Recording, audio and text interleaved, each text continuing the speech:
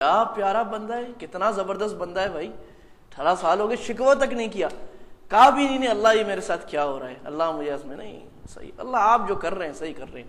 اور روایت میں ہے کہ کیڑا نیچے گرتا تھا، ایوب علیہ السلام اس کیڑے کو اٹھا کے جسم پہ واپس لگتے تھے، چل بھائی تیرا رزق اللہ نے میرے سے لکھا ہے، تو لے لے، میری خیر ہے.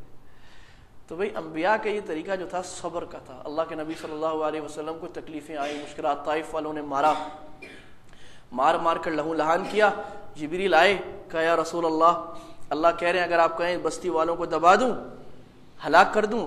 اللہ کے نبی نے فرمایا نہیں، ممکن ہے یہ ہدایت پر نہ آئے، ان کی اصلاب میں سے، ان کی نسل میں سے کوئی ایسا آئے جو اللہ کی عبادت کرے، توحید کرے، شرک نہ کرے. پھر 11-12 سال بعد واپس طائف والوں سے جنگ ہوئی. یہی طائف والے سب سے جنگلی قبیلہ تھا عرب کا.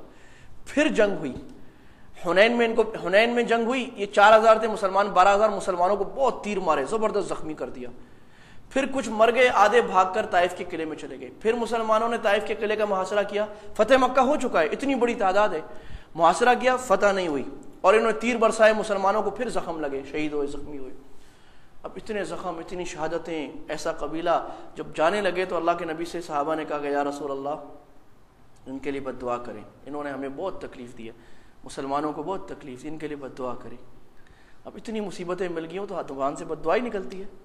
تو اللہ کے نبی نے ہاتھ اٹھائے تو صحابہ نے کہا چلو بھائی اب تو گئے طائف والے.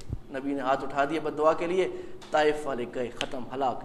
اللہ کے نبی نے کہا اللہم اہد قومی فانہم لا یعلمون، اللہم اہد ثقیفا وأت بہم، اللہ ثقیف والوں کو ہدایت دے دے، ان کو لے آ، اللہ ان کو بھی لے آ، ان کو دین کے ٹھنڈی چھاؤں میں لے آ. میں کسی کی ہلاکت کی دعا نہیں کرتا، اور اللہ لے آیا، آ گئے، ہدایت پا کر اسلام لے کر آ گئے ثقیف والے بھی.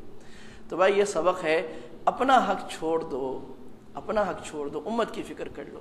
اللہ کے نبی نے فرمایا تھا جو حق پر ہوتے ہوئے جھگڑا چھوڑ دے، حق اس کا ہے، پھر بھی جھگڑے کی خاطر چھوڑو، یار میں کیا مسلمان سے جھگڑا کروں، میرے 10-20 ہزار روپے ہیں، جاؤ دفع کرو، ختم، چھوڑ دیتا ہوں.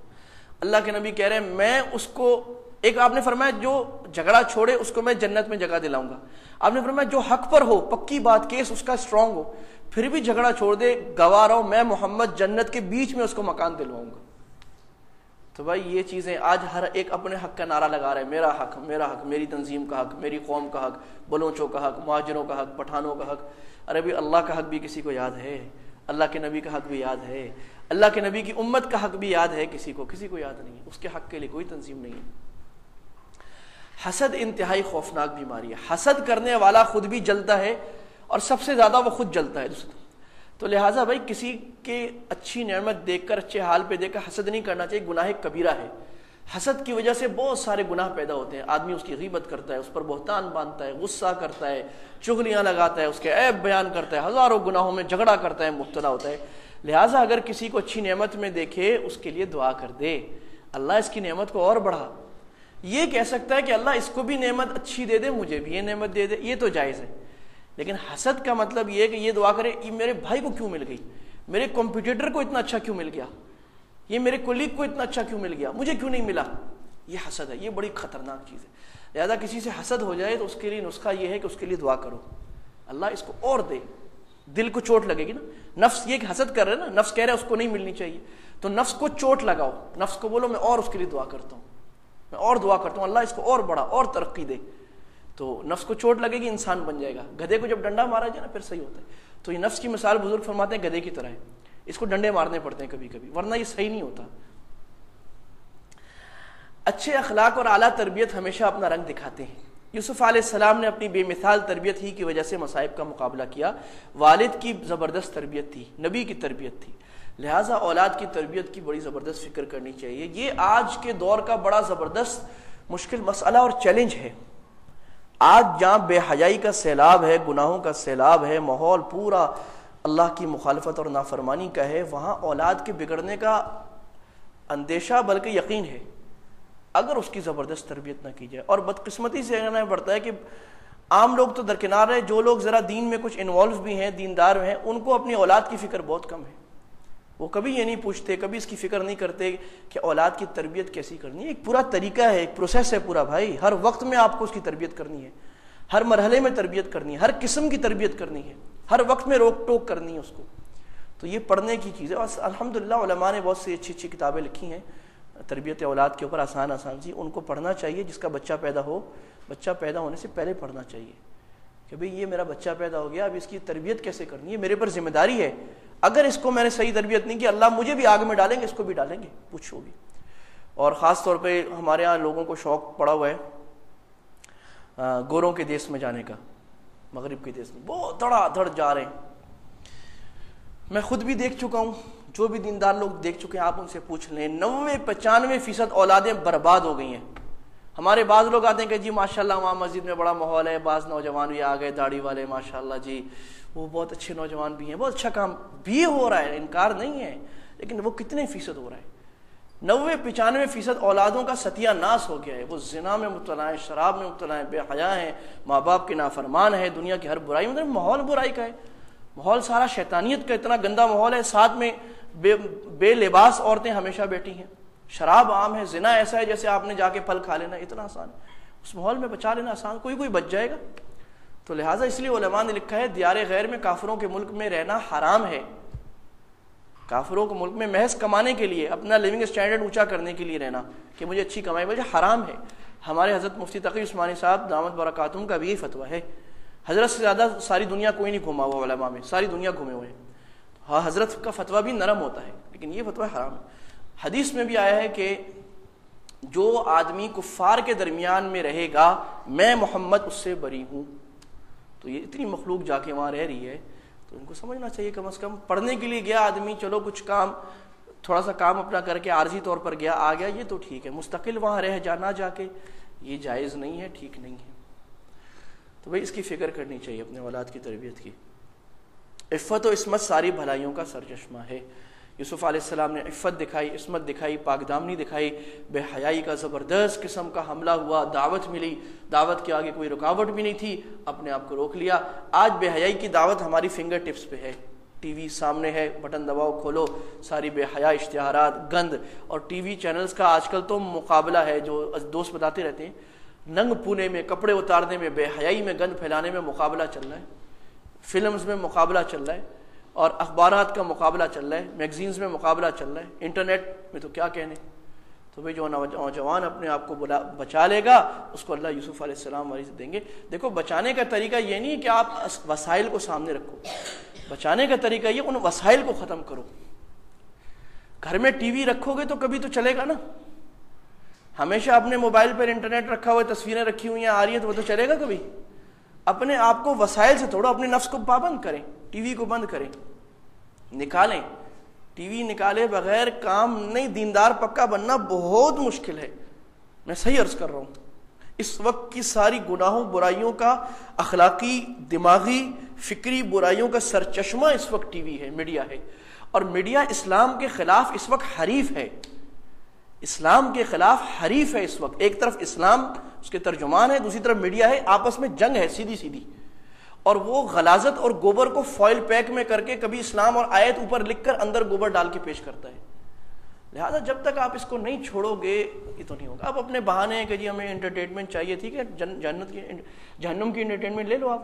کوئی کہتے جی ہمیں خبریں چاہیے تو آپ آ جاؤ میرے سے خبروں میں مقابلہ کر لو، آپ کو زیادہ آتی ہے مجھے آتی ہے. میں صرف اخبار پڑھتا ہوں، کبھی ایک دو ویب سائٹیں لگائی ہیں وہ دیکھ لیتا ہوں، عربی کی انگلش کی، بس وہ بھی سرسری. ضروری خبریں. اب چوچو ملیاں میں کتا مر گیا اس کا پتہ ہونا تو کوئی ضروری نہیں ہے. اور امریکہ میں ایک آدمی کو ہارٹ اٹیک ہو گیا، ابھی آپ کو پتہ ہونا ضروری ہے. تو آپ کی عقل کی خرابی ہے کہ آپ کو کیوں پتہ ہونا ضروری ہے. جو مقصد کی بات ہے، کام کی بات ہے، وہ پتہ ہونی چاہیے. باقی ساری باتیں تو پتہ ہونے کا ضروری نہیں ہے. لہٰذا یہ سارے بہانے ہیں، اس کو نکالنا پڑے گا، اس کے بغیر چارہ نہیں ہے. باقی بھی جو بے حیائی کے اسباب ہیں ان کو ہٹانا پڑے گا. مرد و عورت کا اختلاط فتنے کا سبب ہے. نہ زلیخا کو خلوت میسر آتی نہ وہ یہ حرکت کرتی. اللہ کے نبی صلی اللہ علیہ وسلم نے فرمایا تھا جب بھی مرد اور عورت خلوت کریں گے ان میں تیسرا شیطان آئے گا. علماء نے لکھا ہے حسن بصری، رابعہ بصری بھی خلوت میں ہو جائیں شیطان آئے گا.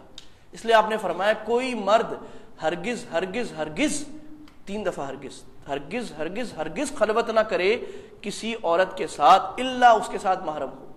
کبھی بھی حرام ہے، جائز نہیں ہے. لہٰذا یہ اس لیے آپ کو پتہ ہے عورت کا بغیر محرم سفر کرنا بھی، سفر شریع کرنا جائز نہیں ہے محرم.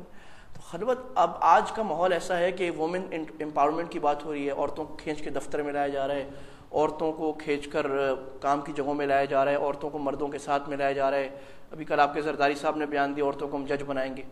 اس کے بارے میں اللہ قرآن میں کہہ رہے ہیں عقل کی کمزور ہے، جھگڑا کر نہیں سکتی. جھگڑے میں اس کو بات قرآن میں اللہ کہہ رہے ہیں اَوَمَن يُنَشَّأُ فِي الْحِلْيَةِ وَهُوَ فِي الْخِصَامِ غَيْرُ مُبِينٍ. جو جھگڑے میں بحث میں اپنی بات پیش نہیں کر سکتی وہ فیصلے کیا کرے گی؟ عورت چڑچڑ بہت کرتی ہے، عورت کی زبان چلتی بہت تیز ہے، لیکن عورت کانٹے کی بات نہیں کر سکتی، ٹھوس بات نہیں کر سکتی. مرد ٹھوس بات کرتا ہے، فطرت ہے. اس کو کہہ رہے ہیں ہم جج بنائیں گے، اور ہائے جج بنائیں گے. بناؤ جی جج، کر لو. تو یہ اس وقت دعوت دی جا رہی ہے کہ عورتوں کو کھینچ کر مردوں کے شانہ بشانہ، اور عورتوں پہ ظلم ہو رہا ہے. ظلم کا سد باب یہ ہے کہ عورتوں کو مردوں کے ساتھ لایا جائے، مردوں کے ساتھ بٹھایا جائے. اچھا، اوپر سے اب ایک قانون بنا رہے ہیں کہ ورک پلیس میں عورتوں کی ہیراسمنٹ ہو رہی ہے. جی اس کے لیے بھی قانون بنائے. بھائی بھوکے کو آپ 6 دن بھوکا رکھا ہوا، اس کے سامنے کھانا رکھ دو، بولا وہ کیوں کھاتا ہے؟ وہ رکھا کیوں ہے آپ نے؟